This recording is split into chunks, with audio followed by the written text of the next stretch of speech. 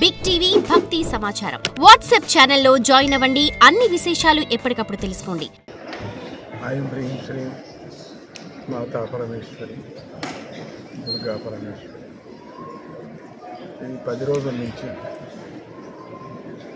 సహస్ర చండీ యజ్ఞం, వనదుర్గా యజ్ఞం చాలా అద్భుతంగా చాలా నిష్టగా కార్యక్రమాన్ని జరుపుకోవటం జరిగింది. ఇక్కడ మైసూరు అవధూత దత్తపీఠంలో 130 పండితులతో, నిష్ఠావంతులైన పండితులతో ఈ యజ్ఞాన్ని జరపడం జరిగింది. ఈ మధ్యలో మంత్రఘోషంతో పాటు, యజ్ఞంతో పాటు వృక్ష యజ్ఞం కూడా జరిగింది. అంటే 10,800 వరకు కూడా బాన్సాయి వృక్షాలకి ఇక్కడ ప్రధానంగా అర్చన కూడా జరగడం జరిగింది. ఇది కాక అక్కడక్కడ కొంచెం భూమి తీసుకొని 5 ఎకరాలు 3 ఎకరాలు చెట్లు నాటే ఒక కార్యక్రమాన్ని కూడా అనుకున్నాం. ఈ సందర్భంగా ఒకే చోట ఇంత పెద్ద బాన్సాయి గార్డెన్ ఉండటం ఈరోజు చాలా సంతోషదాయకమైనటువంటి విచారం ఏంటంటే గిన్నీస్ వరల్డ్ రికార్డ్ కూడా ఈరోజు. అంటే ఈ 10,800 చిల్లర ఒకే చోట ఉండటం, ఒకటొకటి 140, 200, 120, 80 ఈ విధంగా 80 ఏండ్లతో పట్టినటువంటి పూజా వృక్షాలు.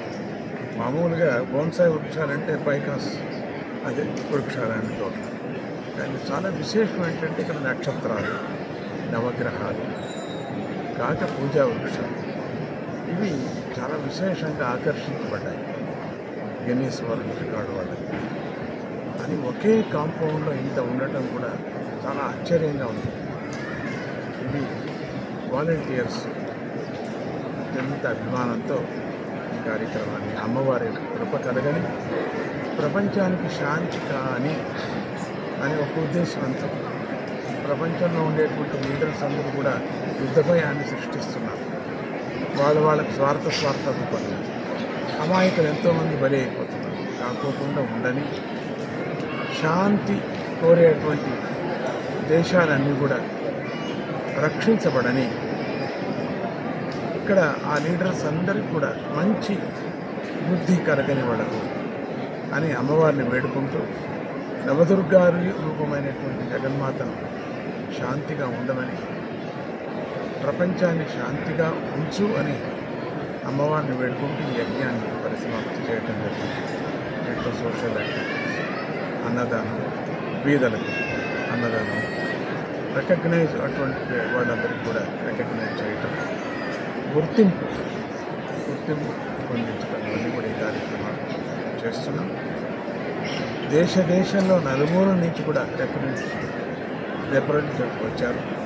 యూరోప్ నుంచి వచ్చారు, అమెరికా నుంచి వచ్చారు, ఇతర దేశాల నుంచి కూడా యూరోపియన్స్, అమెరికన్స్ వాళ్ళు వచ్చారు. మన ఇండియన్స్ కాదు, ఇండియన్స్ అన్ని దేశాల నుంచి, అన్ని ఊర్ల నుంచి కూడా వచ్చారు.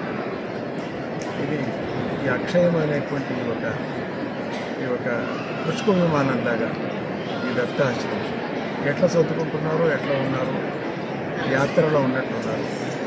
చాలా సహకరించారు అందరితో పాటు. విశేషం ఏంటంటే యజ్ఞాన్ని చేయించారు. కుల, మత, లింగ భేదం లేకోకుండా ఎవరికి దొరకనటువంటి భాగ్యం వాళ్ళ జన్మలు అందరికీ దొరికింది. యజ్ఞం నా స్వామీజీతో పాటు చేయటం జరిగింది. ఈ 11 హోమకుండాలు కాక అవి నిష్ఠతో జరిగేటివి. స్వామీజీకి వేరే ప్రత్యేకమైన హోమకుండం వేసుకొని దాంట్లో కొన్ని లీడర్స్ అందరూ వచ్చారు, అన్ని పార్టీ వాళ్ళు వచ్చారు. ఇక్కడ ఒక పార్టీ అనేది భక్తులు అందరూ వచ్చారు. వాళ్ళ మనస్తృప్తితో, ప్రార్థనతో ఈ కార్యక్రమాన్ని దిగ్విజయంగా చేశారు. భక్తి చాలా అనుకున్నాను. మిమ్మల్ని అంతా అనుకున్నాను. అన్ని టీవీలు వాళ్ళని అనుకున్నాను, ఈనాడు టీవీ వాళ్ళని అనుకున్నాను, టీవీ వాళ్ళని అనుకున్నాను, ఒకటా రెండా హిందూ ధర్మం వాళ్ళు అనుకున్నాను, 5 వాళ్ళని అనుకున్నాను,